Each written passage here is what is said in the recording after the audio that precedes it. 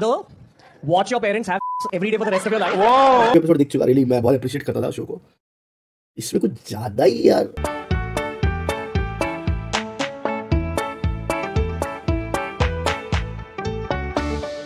दो watch your parents have every day for the rest of your life. क्या हो गया रणवीर भाई को? और अपने पकड़ लीजिए तुरंत। और would you join in once and stop it forever? एक बारी मेरी आंखें में ना यूं हो गई थी जब मैं वो एपिसोड देख रहा था ना, मतलब नेचुरल इंस्टिंक्ट नहीं होता आदमी को, द फ्ला। जब उसने बोला कि you would see your mom dad make out और यू वुड जॉइन देम, मतलब मुझे ये कहीं से भी कॉमेडी तो नहीं लगी, मतलब भाई। अब पता नहीं आप लोग का क्या सोचे इस बारे में, मुझे ये कॉमेडी तो नहीं लगी। और फिर उसके बाद 1 करोड़ लेगा चूसेगा, 2 करोड़ लेगा, भाई पता नहीं क्या ही चल रहा है। थिन लाइन, अरे मतलब रेबल किड वाली, हाँ मतलब मुझे तो, मैं ऑलरेडी लेटेंट के काफी एपिसोड देख चुका, रियली मैं बहुत अप्रिशिएट करता था शो को। इसमें कुछ ज्यादा ही यार पता नहीं। अब कुछ लोग उसमें भी डिफेंस कर रहे हैं कि भाई उसका शो है, मत देखो, इतनी प्रॉब्लम है।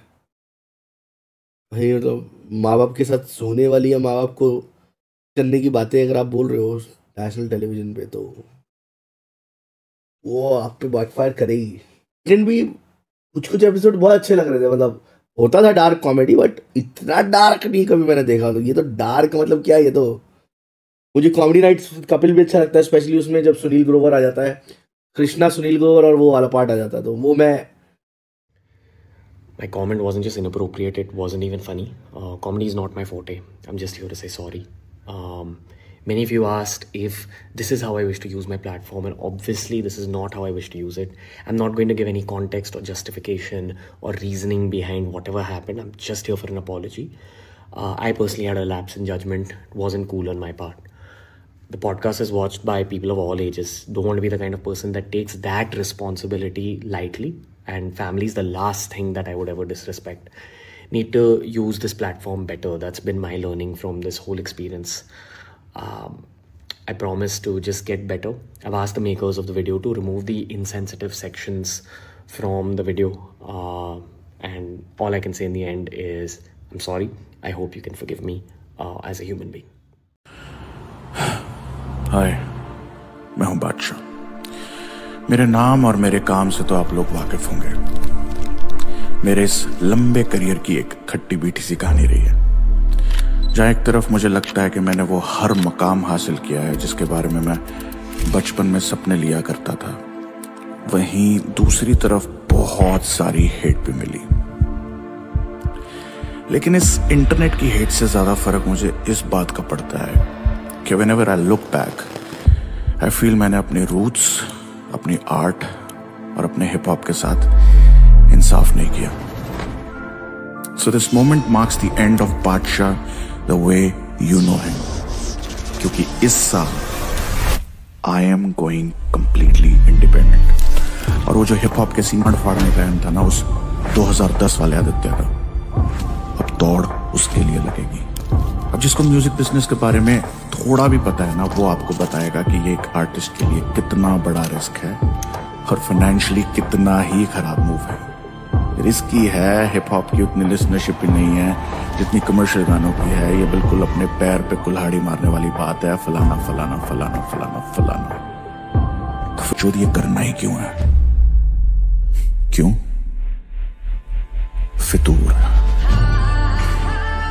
कभी बाप को पैदा होते हुए देखा है? Boy. See you on the other side. मैंने ना एक रील देखी थी, एक लड़की के उस पे वो ऐसे आर वर्ड ये सब कमेंट कर रहा था। उसने स्क्रीनशॉट लिया और उसके फॉलोइंग में जितने लड़कियां थे सबको भेज दिया। भाई मजा आ गया था एकदम। ऐसे ही करूंगी मैं भी, वो लड़के का प्रोफाइल खोलूंगी, उसके कमेंट, उसके जितने भी फॉलोइंग में लड़कियां होंगी ना, लाइन से सबको स्क्रीनशॉट भेज दूंगी। मजा ही आ जाएगा। फिर ये बदतमीज हो गए ना आजकल। इन लोग को लगता है कि मतलब कैरेक्टर के ऊपर बोलना और मतलब ये सारी गंदी चीजें लिखने से ये लोग कूल दिखते हैं। मतलब इनका खुद का ही कैरेक्टर इतना खराब है ना, क्या बोलूं मैं। मतलब किसी को एक होता है मतलब अच्छे अच्छे तरीके से हेल्दी वे में क्रिटिसाइज करना, या तुम्हें किसी की कोई चीज पसंद नहीं है वो चीज बोलना, और एक होता है कि कूल बनने के लिए फालतू में अब्यूज करना। द अमाउंट ऑफ ये अब्यूजिंग जो चल रही है ना अभी इंटरनेट पे, इट्स हॉरिबल।